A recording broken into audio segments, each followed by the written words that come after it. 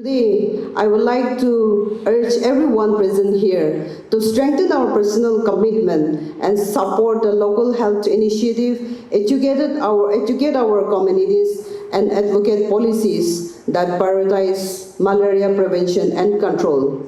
We all know together we can make difference, so let's reignite our commitment and work towards a future where malaria is a disease of the past. Let's join our hands to work together to achieve a malaria-free state. I would like to encourage the officers and the staff of this malaria control program and his team the very best for your endeavor to eliminate malaria from our state. And I would also like to congratulate the winners under different category, and I would like to encourage each and every one of you to continue your good job and the activities that you have initiated in your field. Lastly, I would like to thank all of you for your attention and your commitment to this vital cause. Thank you. I like to, as a state program officer of this vector-borne disease control program, I like to give a warm welcome to our Honorable Medical Minister for this World Malaria Day observation programs. I wish to convey our deepest gratitude for your gracious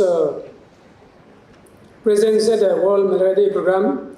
Your participation not only honored the occasion, but also underscored the collective resolve to eliminate malaria in our lifetime. My heartfelt thanks for honoring our World Malaria Day functions. We are going to felicitate some of our best performing staffs as shown in our programs here.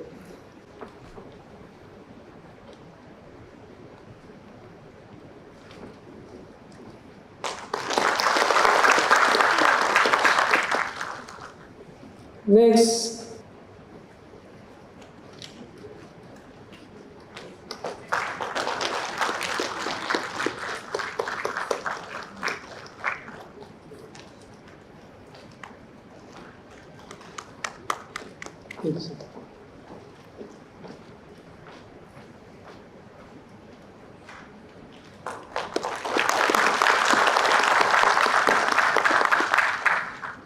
the second one, Iluchiza. Sorry, Iluchiza. Yeah.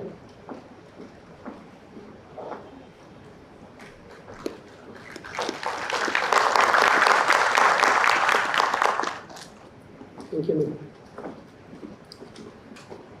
Ilang yala?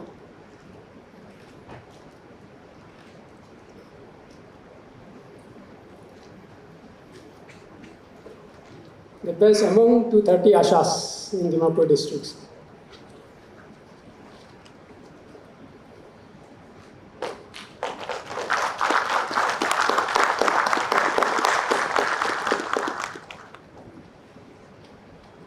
The second one, Hukali Chishi from Newland town.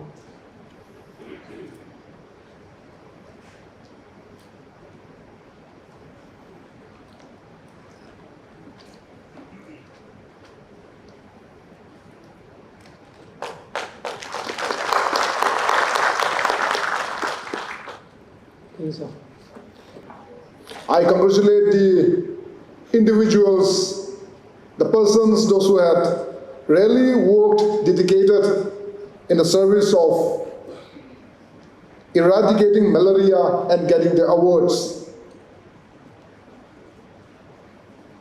Dr.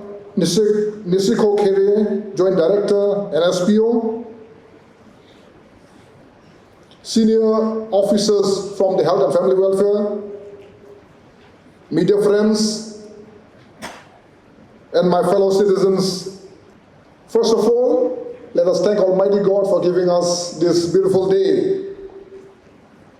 And I thank the SPO and also the Joint Director, NVBDCP, for organizing this event in this hall.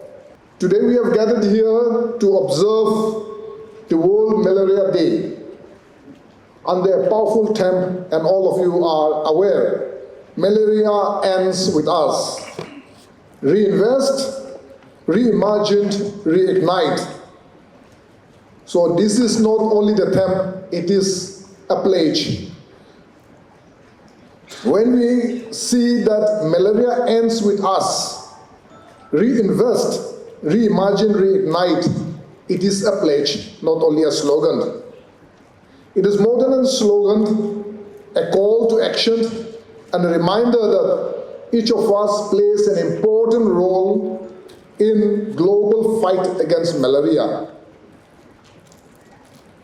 It is a disease which can be prevented and treatable, yet it continues to claim lives, particularly in our most vulnerable communities, especially in the rural areas.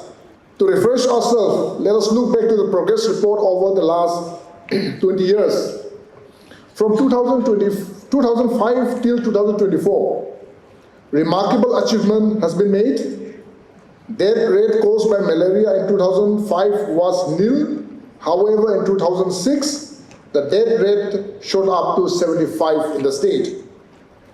And it continued to extend the subsequent year, yet relentless efforts of our health workers was made evident as the death rate since 2018 till 24 stands 0. Dear friends, the term malaria ends with us is a declaration of ownership and accountability. The responsibility is not just with health departments, our global agencies. It lies with every one of us, from community leaders to health workers, from policymakers to families in malaria endemic areas. Today we have the power to make malaria a disease of the past. I still have vivid memories of 2023, where Dimapur was suddenly took into a surprise by the dengue. It was about to be considered as even some of the medias, some of the organizations want it to be termed as pandemic or endemic, but we still said it cannot be considered as endemic, pandemic or whatever, as it is a surge. And with the effort of the district administration, with the effort of the church, civil societies, tribals, and community-based organizations, we could be able to control the surge of the dengue in 2023. Similarly, we have the power to make malaria a disease of the past. To do this, we must again, like the theme says, reinvest not only in funding, but in our commitment in strengthening healthcare infrastructure and in ensuring the availability of diagnostic tools, treatments and preventive measures like insecticide, treated nets, and indoor spraying. We must invest in training, awareness, and research, because a disease as persistent as malaria depends on a persistent response. We must also reimagine our strategies, reflect the past. Malaria landscape is changing with climate shift, urbanization, and involving mosquito behavior. We need innovation in technology, in data-driven interventions, and in community engagement. Let us reimagine partnerships involving private sectors, youth, civil societies, churches, and build smarter and more resilient systems. Lastly, we must reignite the momentum.